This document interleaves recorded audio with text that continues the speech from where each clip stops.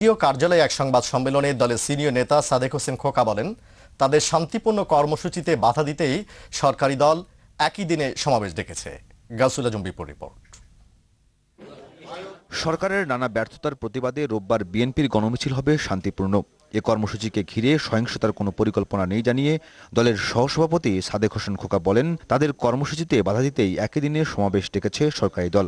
এই পায়ে পাড়া দিয়ে ঝগড়া করার নীতিতে তারা আজকে এই কর্মসূচি ঘোষণা করেছে বলে আমাদের মনে হয়। দিলের জোটের নেতা কর্মীরা জনগণকে সাথে নিয়েই আমরা আমাদের কর্মসূচি সফলতার দিকে নিয়ে যাব এবং এর জন্য যদি কোন রকম পরিস্থিতির সৃষ্টি হয় সেটা আওয়ামী লীগ এবং তার সরকার বর্তাবে।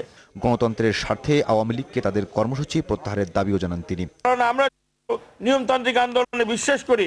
আমাদের নেত্রী বলেছেন যে আমরা কোন সেনা অভ্যুত্থানে নয়, আমরা গণ অভ্যুত্থানে বিশ্বাস করি।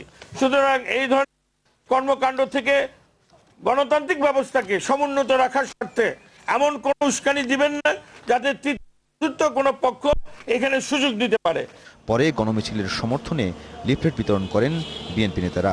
এ সময় দলের নেতারা বলেন, জনসমর্থন নেই জেনেই সরকার বিএনপির গণমিছিলে বাধা দেওয়ার চেষ্টা করছে। একই দিনে আওয়ামী লীগ জনসভা দিয়েছে, শুনেছি আমরা। তারা পুলিশের প্রোটেকশনে মিছিল করে আর আমাদেরকে মিছিলের জন্য ঘর থেকে বের হতে দেওয়া হয় না। এই হলো বাস্তবতা, গণতন্ত্রের এই হলো অবস্থা। আমরা আশা করছি যে যত বাধাই দেওয়া হোক তারপরেও আগামীকাল ঢাকা সহ সারা দেশে গণমিছিল অভূতপূর্ব সাফল্য অর্জন করবে ইনশাল্লাহ।